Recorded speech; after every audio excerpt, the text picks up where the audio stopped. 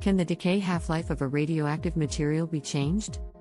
Introduction. Welcome back to our channel, where we bring you science and discoveries that challenge our understanding of the world around us. Today, we will be exploring an exciting topic that has puzzled scientists for decades. Can the decay half-life of a radioactive material be changed? This is an intriguing question that has sparked curiosity among scientists and researchers in the field of nuclear physics, so stay tuned as we delve into the science behind it. What is radioactive decay? Before we can understand whether the decay half-life of a radioactive material can be changed, we must first understand what radioactive decay is. Radioactive decay is a process where unstable atoms release energy by emitting radiation in the form of alpha or beta particles, or gamma rays. This process occurs spontaneously, and it continues until the nucleus reaches a stable state. What is half-life? The half-life of a radioactive element is the time it takes for half of the radioactive atoms in a sample to decay. Simply put, it is the time it takes for half of the initial radioactive material to decay. The decay half-life of a radioactive element is a fundamental property that determines its stability and its potential usefulness for various applications. Is it possible to change the decay half-life of a radioactive material? The decay half-life of a radioactive material is determined by the laws of nuclear physics and can't be changed.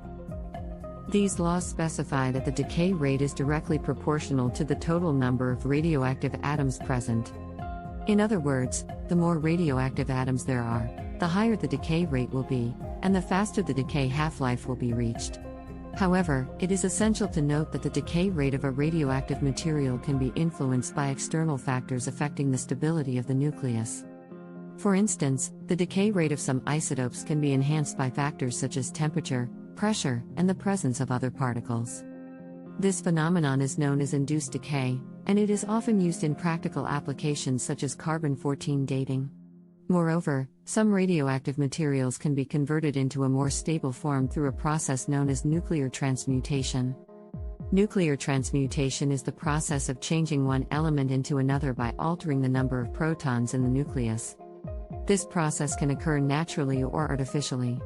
Applications of radioactive half-life. The decay half-life of a radioactive material has numerous practical applications, particularly in the field of nuclear physics and radiology. It is used to determine the age of rocks and fossils through carbon-14 dating.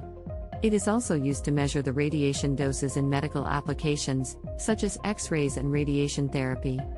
The decay half-life is used to calculate the quantity of radioactive material needed for medical imaging and radiation treatment. In conclusion, the decay half-life of a radioactive material cannot be changed as it is determined by the fundamental laws of nuclear physics. However, external factors such as pressure, temperature, and the presence of other particles can enhance the decay rate, leading to a faster decay half-life. We must understand the importance of the decay half-life in various applications such as radiology and nuclear physics, where accurate measurements are essential. Thank you for tuning into our channel, and we hope you enjoyed learning more about the decay half-life of a radioactive material. Thanks for watching.